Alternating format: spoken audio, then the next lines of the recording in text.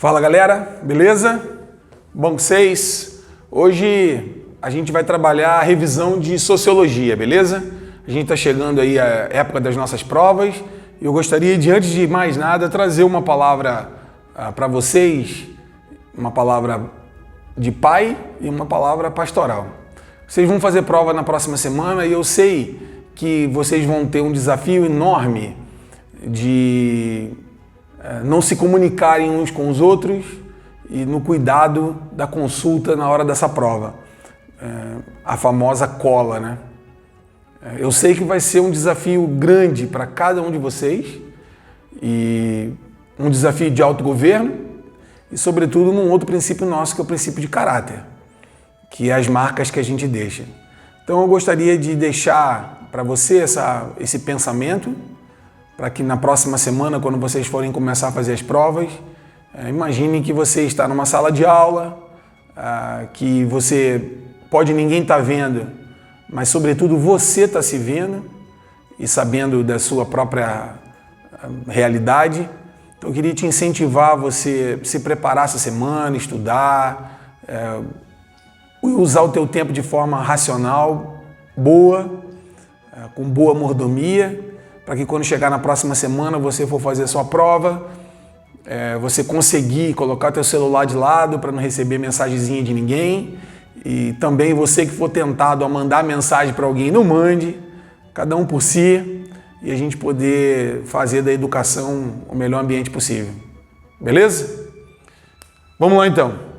Revisão nossa, queria que você olhasse teu livro aí, eu vou estar caminhando com ele, e resolvendo algumas atividades também que eu deixei pronta para vocês aí, para que a gente pudesse estar fazendo essa revisão nossa. A gente começa a estudo da sociologia lá falando da Revolução Industrial, dizendo que ela foi a principal meio de transformação, foi o start do nascimento da sociologia e da mudança, da saída de um mundo rural para um mundo industrializado, a mudança que ocorreu nesse período da história e que faz a sociologia, surge essa nova ciência que é a sociologia. Então, que a partir da Revolução Industrial surge a necessidade de pensar a sociedade como um objeto de estudo. Então, teve duas revoluções importantes, tanto a Revolução Francesa quanto a Revolução Industrial, que foram importantes nesse processo. A gente,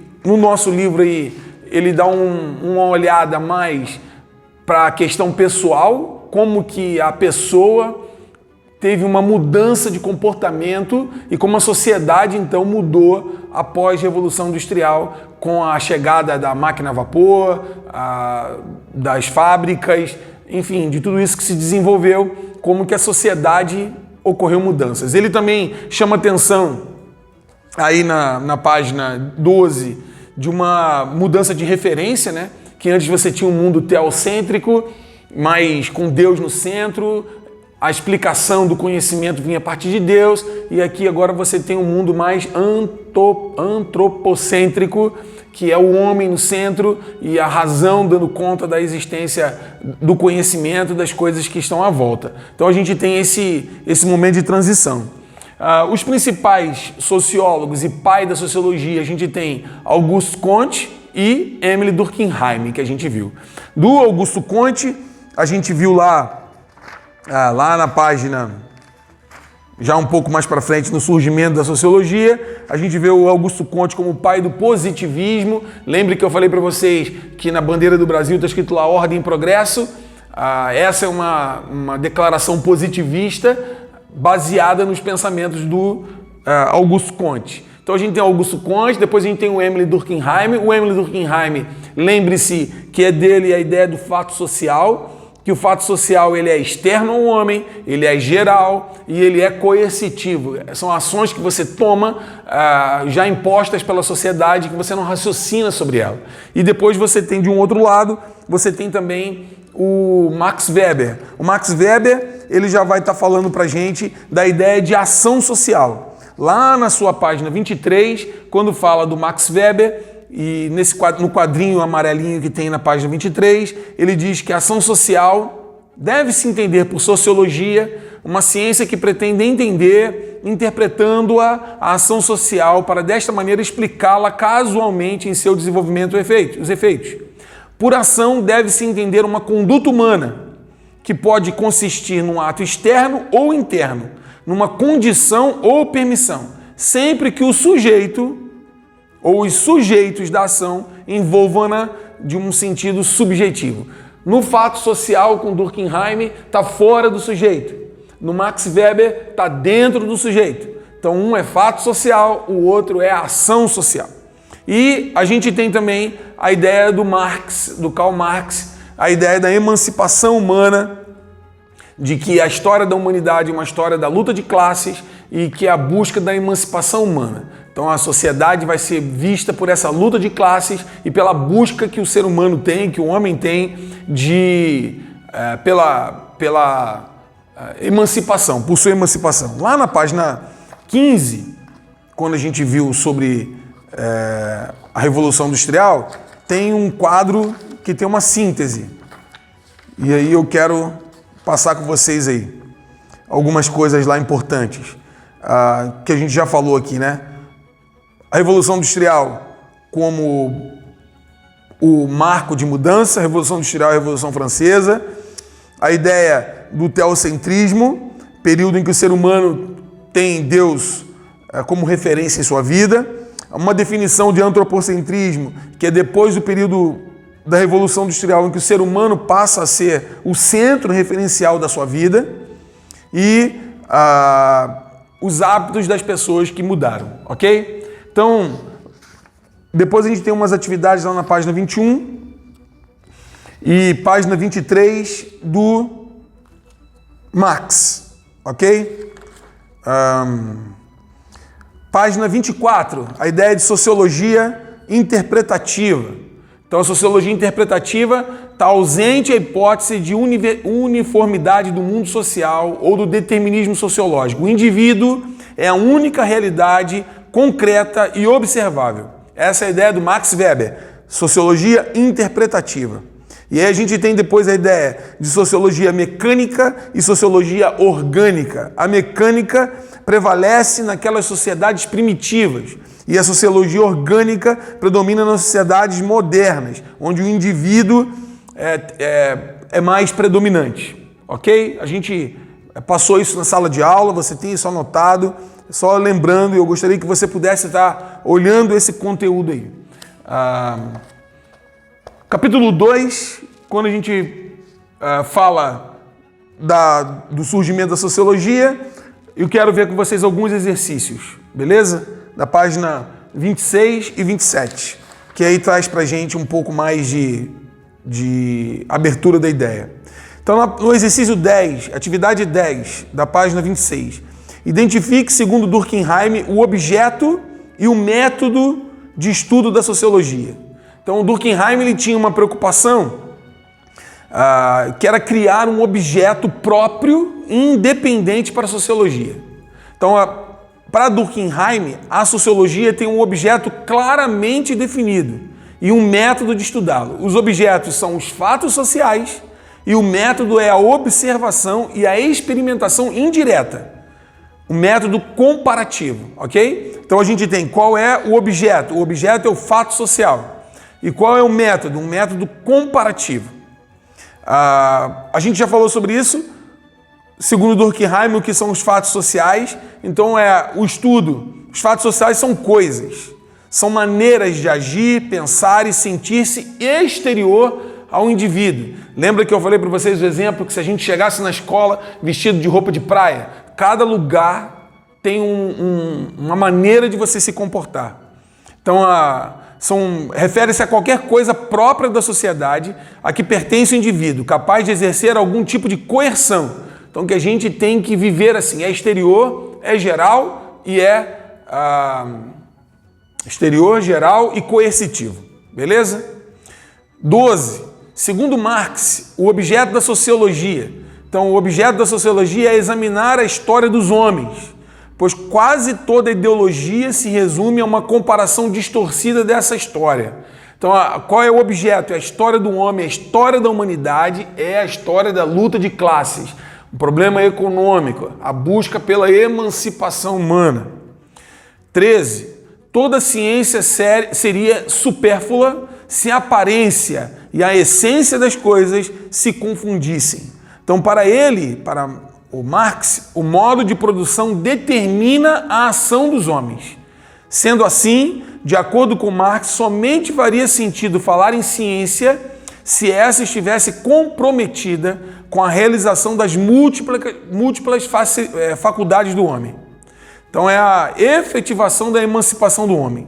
Então, essência e a aparência confundida é porque a emancipação se realizou. Então, quando você olha uma coisa e aquela coisa, quando você olha, ela está mostrando a essência delas. Lembra que eu falei lá em filosofia, a ideia de realidade e aparência? Então, quando você olha e aquela realidade se mostra, a aparência, se mostra como é de verdade a realidade, elas se confundem. Então, assim, se você olhasse para a realidade humana e ela mostrasse a emancipação desse homem, então elas estariam confundidas.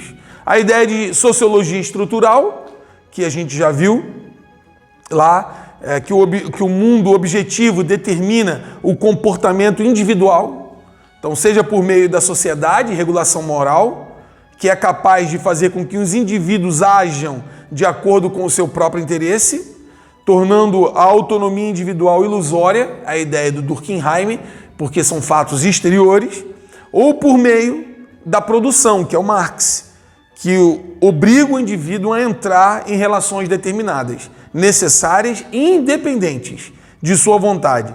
Lembrando que o indivíduo pode agir sobre tal situação transformando-a, e essa é a ideia, de que você entra em relações por obrigatoriedade, mas que você pode fazer essas revoluções, né? E era o chamado de Marx, a revolução do proletariado.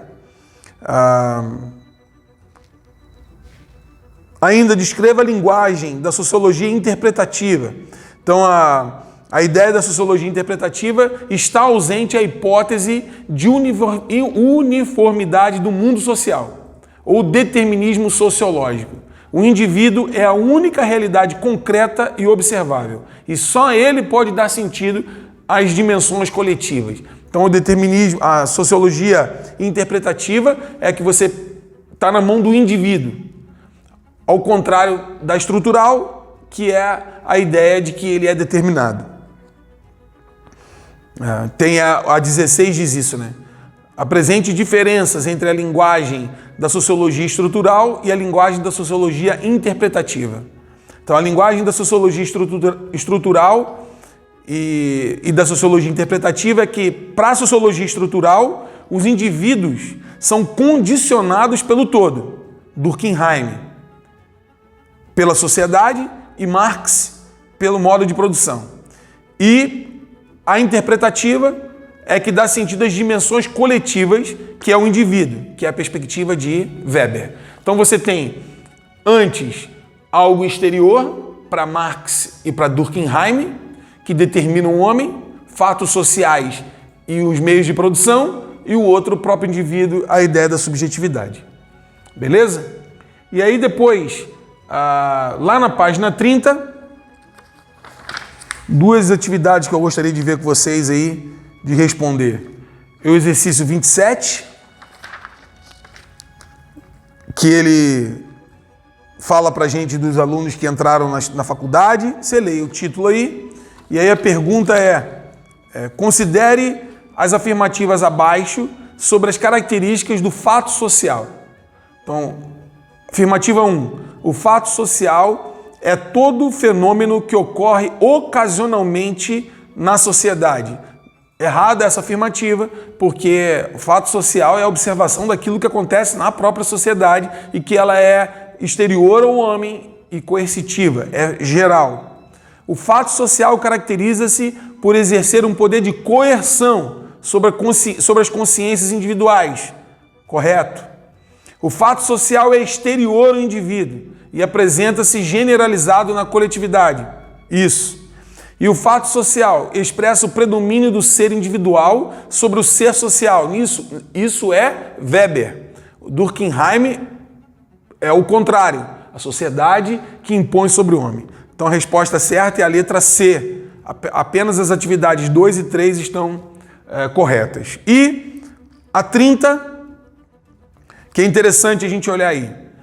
Tem um texto, depois ele fala assim: considerando que a sociologia resulta da contribuição de diferentes teóricos que pensam a sociedade mediante múltiplos conceitos, associe corretamente os números do primeiro bloco de palavras às letras. Então, o que abaixo diz em relação aos pensadores aí? Então, Karl Marx, consciência coletiva, modo de produção, lutas de classe, filosofia positiva, anomia e ordem e progresso. Então, Marx está relacionado à consciência, relacionado ao modo de produção. 1B. Augusto Comte, a gente tem filosofia positiva e ordem e progresso. Então você tem para Augusto Comte a letra D e a letra F. E para Emile Durkheim a ideia de consciência coletiva e anomia, que é a letra A e a letra E. Então você tem a resposta aí da questão, a letra B, que diz pra gente quais são as questões aí. E na página 43, tem um resumão lá que eu gostaria de passar para vocês, que o que importa pra gente lá do desenvolvimento do processo de socialização é a ideia do Gramsci, do Marx, do Weber e do Durkheim, ok?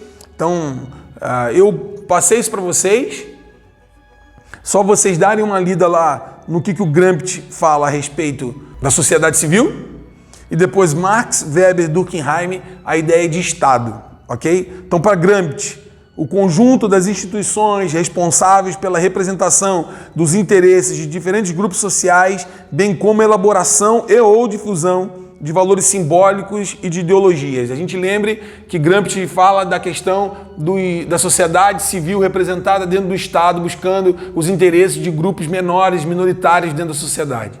Então, ele é a melhor interpretação daquilo que a gente falou sobre sociedade civil. Marx já fala do que é Estado, que é constituído pelas instituições jurídicas e políticas e por determinadas formas de consciência social, que são as ideologias. Para Weber, o Estado weberiano é aquele onde é dado a ele autoridade e legitimidade para o uso da violência para manter a ordem.